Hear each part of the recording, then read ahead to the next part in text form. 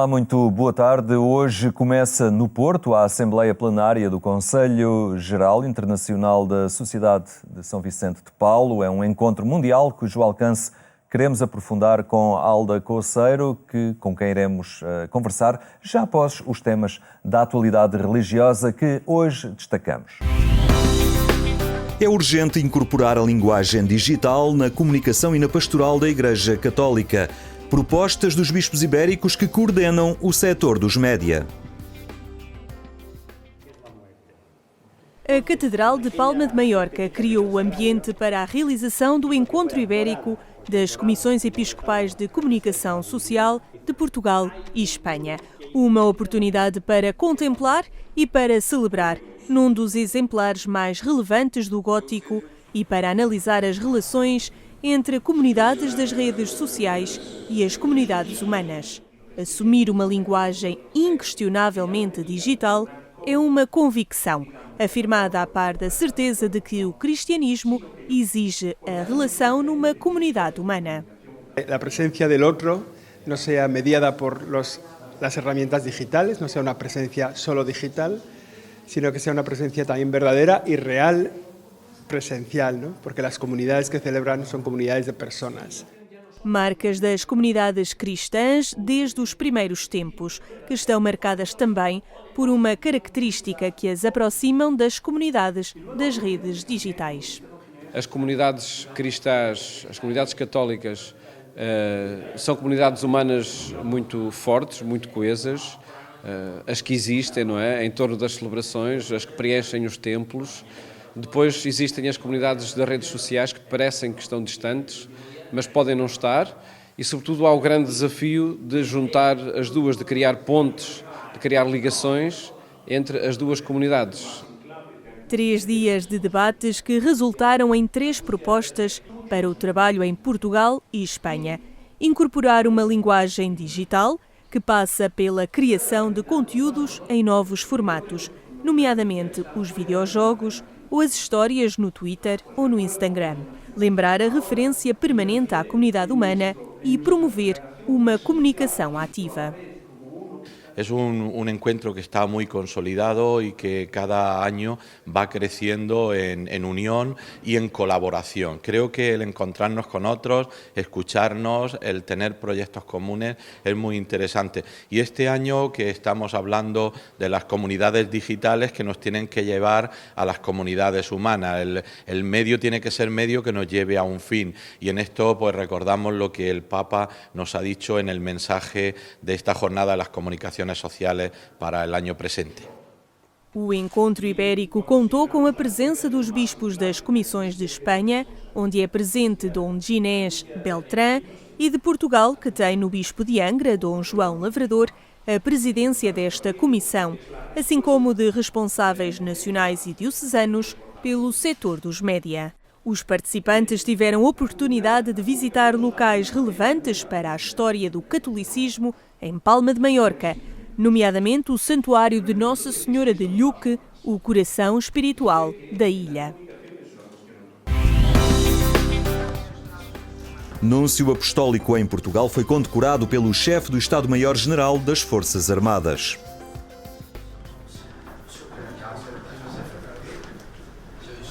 Dom Rino Passigato, representante diplomático da Santa Sé em Portugal, recebeu a distinção mais alta atribuída pelo chefe de Estado-Maior-General das Forças Armadas, a Cruz de São Jorge, em primeira classe.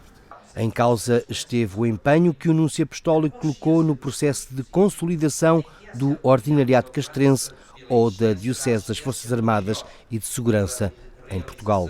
Um organismo da Igreja Católica que presta apoio pastoral, através dos seus bispos e capelães, aos vários ramos militares do país. O Sr. Dom Rino foi absolutamente decisivo na estruturação do Ordinariado Castrense. Teve um papel muito interventivo na fixação de um clero próprio, na nomeação dos 2 bispos, do Dom Manuel Linda e do Dom Rui Valério, mas para além disso a intervenção do Sr. Dom Rino foi muito mais abrangente na medida em que foi, durante os 8 anos que esteve em Portugal, um embaixador muito atento da Santa Sé a tudo o que se passava neste país e também nas Forças Armadas. E, portanto, nós estamos muito gratos ao trabalho que o Sr. Dom Rino fez, porque deixou o ordinariato castrense estruturado e a funcionar com muita dignidade e com muito reconhecimento das Forças Armadas. Na hora de receber o galardão, o Núncio Apostólico sublinhou a proximidade que sempre norteou a sua relação enquanto representante da Santa Sé com as Forças Armadas e de Segurança. E reforçou a mensagem que marcou toda a sua participação no processo de estruturação do ordinariato castrense, nomeadamente a necessidade da nomeação de um bispo que coordenasse todo o trabalho pastoral feito junto dos militares. É uma diocese, numa diocese não pode faltar o bispo, não há igreja sem bispo, não? Então, esta foi a minha convicção, evidentemente é a convicção e o ponto de partida da ação da Santa Sé para querer manter e fortalecer o ordinariato castrense em Portugal, e assim conseguimos, com às vezes um pouco de insistência com algumas pessoas que, mais que os políticos, eram talvez alguns conselheiros legais que não entendiam bem como a figura do bispo castrense se enquadrava com o novo ordenamento de um capelão-chefe. Depois de 10 anos de trabalho diplomático no nosso país, Dom Rino Passigato prepara-se para passar o testemunho e deixar o cargo no início de julho. Olhando para trás, o Núncio Apostólico realça que vir para Portugal foi o cumprimento de um sonho e recorda o diálogo que teve com o então secretário de Estado da Santa Sé, o cardeal Tarcísio Bertone. Então disse, será um país da Europa. E quando ele disse Europa, e entre parênteses, tinha me deixado um livro, uma entrevista dele mesmo com um jornalista italiano sobre a última vidente de Fátima, Irmã Lúcia. Eu tinha já lido algo daquele livro e disse, eu gostaria muito, se é Europa, ir para Portugal, para estar ao lado e descobrir e aprofundar também o que é a mensagem de Fátima. E ele disse, para Portugal, há muitos que estão a pedir Portugal. Digo, eu então coloco-me na fila. E colocando-me na fila, cheguei primeiro. Dom Rino Passigato chegou a Portugal para trabalhar como Núncio Apostólico da Santa Sé em 2008. Antes disso, o arcebispo italiano de 75 anos serviu também como representante diplomático do Papa em diversos outros países, como a Austrália, a Bolívia, o Egito e o Peru. Interpretar a antiguidade bíblica para a propor ao presente. Esta a missão de vida de Frei Francolino Gonçalves, cuja memória foi evocada num simpósio internacional. O Centro de História da Universidade de Lisboa homenageou Frei Francolino Gonçalves. O simpósio internacional trouxe a Lisboa vários amigos do investigador português e nomes de referência no estudo da Bíblia e da história do Médio Oriente. Et il y avait d'autres études, beaucoup sur l'histoire d'Israël, sa thèse de doctorat sur l'expédition des Sennacherib, le roi assyrien, contre la ville de Jérusalem. Alors le lien entre l'histoire biblique et l'histoire, disons, de la Mésopotamie, l'histoire du monde de l'époque, voilà, dont l'histoire biblique fait partie toujours. Frei Francolino Gonçalves viveu durante 40 anos em Jerusalém, onde viria a falecer em 2017. Foi sempre um apaixonado pela investigação histórica e arqueológica do mundo bíblico. Il a bien adopté la méthode historique-critique, c'est-à-dire une recherche historique et critique de la Bible qui ne prend pas la Bible à la lettre, mais qui voit bien que le message biblique fait partie d'une histoire et que cette histoire nous dit aussi quelque chose sur le message biblique. Investigador do Antigo Testamento na Escola Bíblica e Arqueológica Francesa de Jerusalém, Frei Francolino Gonçalves é uma figura da ciência que muitos investigadores recordam. Guardo dele, acima de tudo, a memória e o interesse grande pelos estudos bíblicos que ele aprofundava. Ele era um homem que refletia a Bíblia, não apenas a partir dos textos, mas também a partir do pensamento. E dos textos ele concluía pensamento e perspectivas teológicas, o que é muito importante.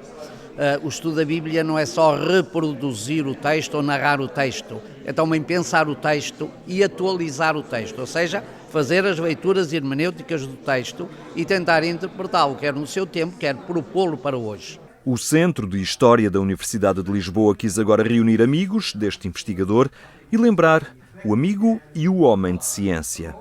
Que o Francolino sempre foi um colaborador com as universidades portuguesas e, desse modo, todos nós, de alguma forma, somos alunos e colegas do Francolino. Portanto, primeiro ponto, a dívida académica, a dívida intelectual. Segundo ponto, a dívida das amizades. E, portanto, trazer a Lisboa os amigos, os colegas e podermos estar aqui assim 3 dias a discutir o trabalho do Francolino e como esse mesmo trabalho influenciou o nosso, é a mínima homenagem que lhe podemos fazer a uma pessoa que foi provavelmente um dos maiores teólogos do mundo no campo do Antigo Testamento, que é uma coisa que em Portugal é pouco conhecido, mas que deveria ser conhecido, devia-se saber o trabalho que fazemos lá fora.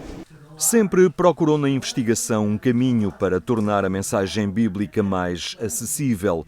Pelos seus métodos de trabalho, cativou vários investigadores que se tornaram seus discípulos e continuadores da sua missão. Durante 3 dias, o simpósio em memória do dominicano Frei Francolino Gonçalves trouxe diversos investigadores a Portugal numa iniciativa do Centro de História da Universidade de Lisboa.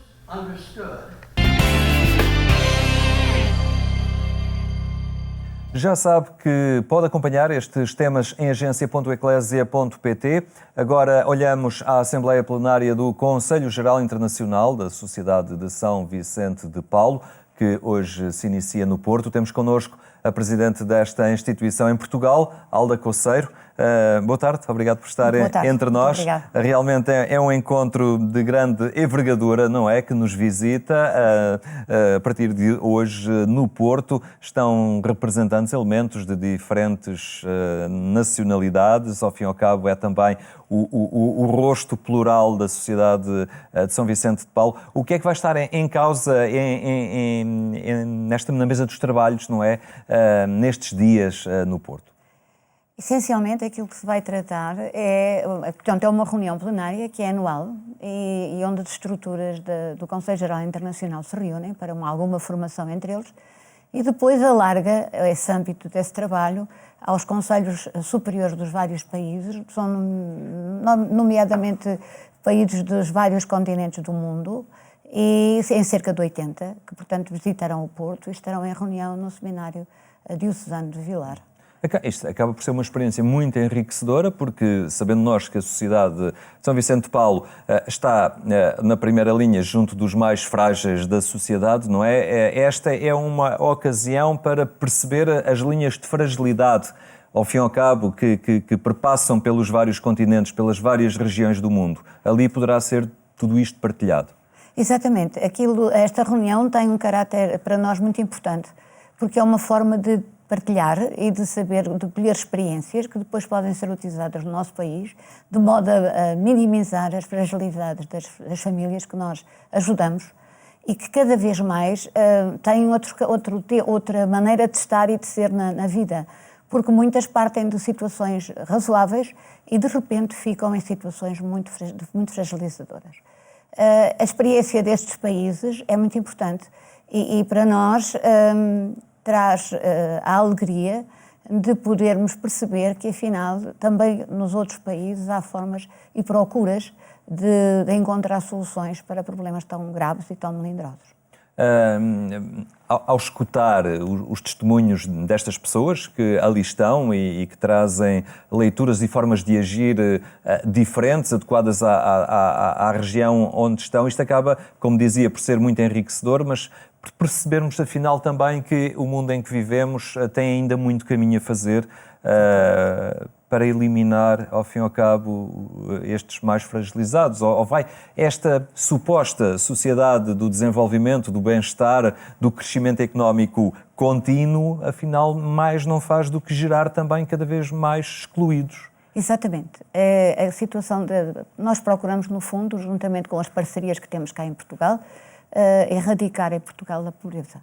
É um fenómeno que vai ser muito difícil, é uma situação que vai demorar muito tempo. Apraz-nos saber que não estamos sós e que, portanto, é um problema mundial e que cada país, dentro dos seus limites e das suas possibilidades, tenta atacar este problema da maneira que melhor pode, para permitir realmente melhorar a situação das pessoas, que são muitas famílias que estão neste momento em situação de desespero, algumas delas. E quando falamos da Sociedade de São Vicente de Paulo, e agora olhando para o nosso país, estamos a falar de uma grande rede. Nós estamos distribuídos a nível internacional por 150 países, somos cerca de 800 mil vicentinos e vicentinas e temos cerca de 50 mil conferências, que são as células mais pequenas onde trabalham os vicentinos e vicentinas dia a dia, junto às suas comunidades, para apoiar as famílias mais carenciadas. Portanto, olhando a Portugal, a Sociedade de São Vicente de Paulo está presente em todas as dioceses.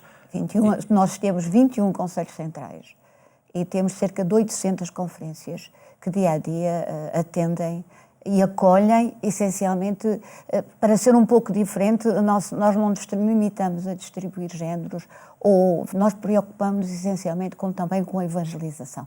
Aliás, queremos dar seguimento àquilo que foi a ideia do nosso fundador.